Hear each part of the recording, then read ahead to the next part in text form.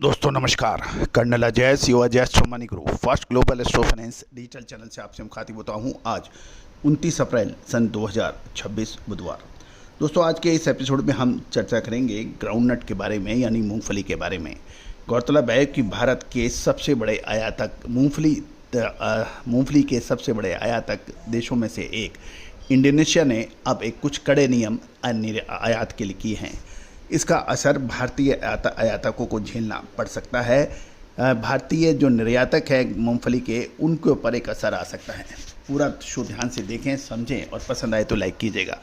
दोस्तों याद रखिएगा, कोई भी शो बनाने के लिए बहुत मेहनत, श्रमशक्ति और वित्तीय संसाधनों की आवश्यकता होती है।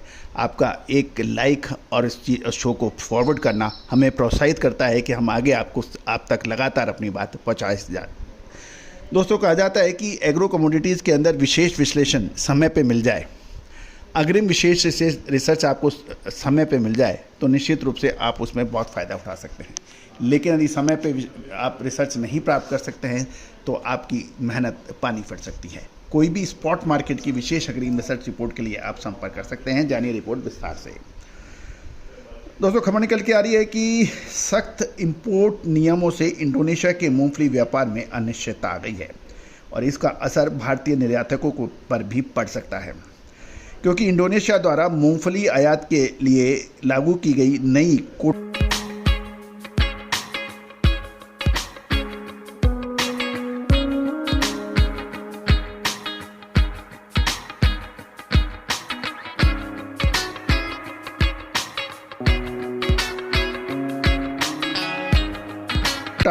सिस्टम ने भारतीय निर्यातकों के सामने एक गंभीर चुनौती खड़ी कर दी है।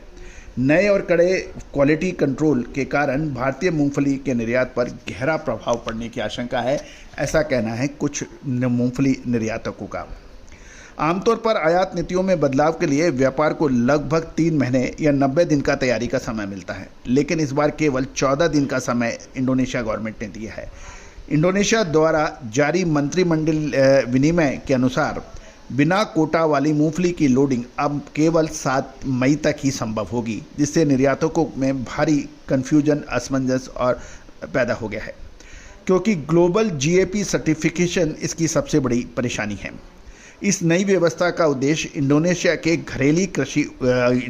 के डोमेस्टिक कृषि प्रोडक्ट को बढ़ावा देना है, लेकिन इसके तहत सबसे बड़ी बाधा वैश्विक गुड एग्रीकल्चर प्रैक्टिस, जिसे ग्लोबल जीएपी प्रमाणन की आवश्यकता होती है, यानी सर्टिफिकेशन की आवश्यकता होती है। लेकिन इसमें प्रॉब्लम क्या है? मिल सकता है, बिल्कुल मिल सकता है, क्योंकि ये सर्टिफिकेशन प्राप्त करना आसान नहीं होता और इसमें लगभग 3 से 6 महीने का समय लग सकता है। और इंडोनेशिया ने सिर्फ 14 दिन का समय दिया है कि 7 मई तक ही जो बिना कोटे वाली मूंगफली है वो लोडिंग होनी चाहिए, उसके बाद नहीं होनी चाहिए। ये सबसे बड़ी समस्या है। इन नए मानकों को इतना जल्दी पूरा करना किसी भी देश के लिए सक्षम नहीं होगा और निकट भविष्य में मूंगफली का निर्यात लगभग ठप पड़ने की संभावना है। सप्लाई चेन में डिस्टर्बेंस से अंतर्राष्ट्रीय बाजारों में मूंगफली की कीमतों पर प्रभाव पड़ सकता है, लेकिन साथ साथ ये है कि मूंगफली का निर्यात यदि रुकता है तो निर्यातक देशों के लिए भी स्टॉकिंग की प्रॉब्लम हो सकती है। तो विन विन सिचुएशंस के लिए अलग अलग है।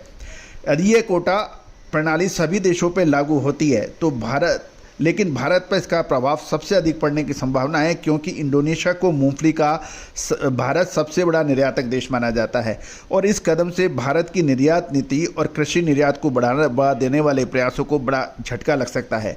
नई व्यवस्था मूंगफली के दाने और छिलके सहित, हालांकि भुनी हुई मूंगफली इसमें शामिल नहीं है, दोनों पर लागू होगी। गौरतलब है कि पिछले वर्ष सितंबर में भी इंडोनेशिया ने क्वालिटी स्टैंडर्ड के उल्लंघन के कारण भारतीय मूंगफली के आयात पर रोक लगा दी थी, जिसमें अफ्लाटॉक्सिन का स्तर मुख्य कारण था। भारतीय निर्यातकों ने इसके ऊपर कड़ी आपत्ति जताई थी और इसके बाद नवंबर में निरीक्षण के बाद दोबारा शुरू हुआ था, यानी सितंबर अक्टूबर 2 महीने बड़ी परेशानी के थे।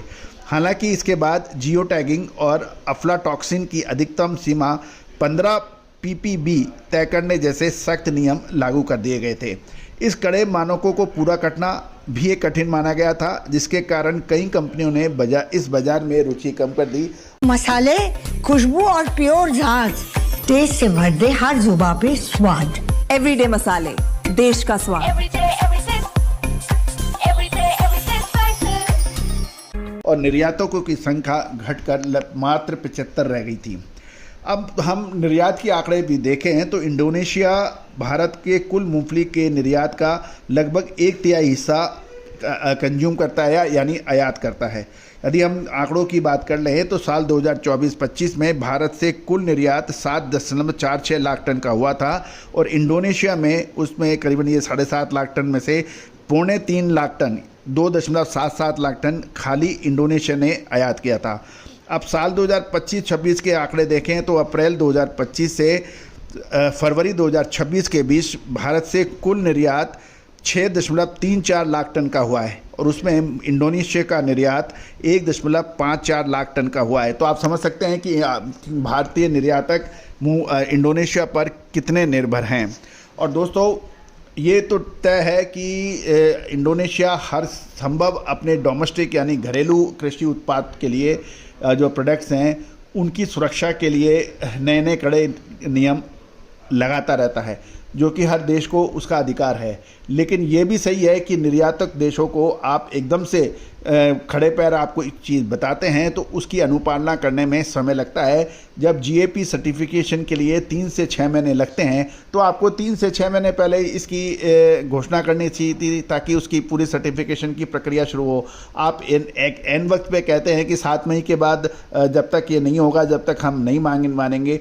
तो ये जो प्रणाली है, जो ये सिस्टम है, ये निश्चित रूप से गैरबाजी माना जाएगा और भारत सरकार को इसके लिए इंडोनेशियन सरकार से बात करनी चाहिए और इस पे कड़ी आपत्ति जतानी चाहिए। दोस्तों, भारत की कृषि व्यवस्था कभी टैरिफ की वजह से, कभी मानसून की वजह से, कभी सख्त नियमों की वजह से, कभी पेस्टिसाइड की वजह से परेशानियां झेलती रहती है और कृषि एग्रीकल्चर विभाग जो है और मंत्रालय है इसके ऊपर उनको विशेष ध्यान देना चाहिए। दोस्तों, आपका क्या कहना है? अपनी राय अवश्य दीजिए। All the very best, good luck, happy trading. शुद्धता ऐसी जो हर घर की पसंद बने। सुधा महेश ठक्कर, हल्दी के विश्वसनीय निर्यातक। आज ही संपर्क करें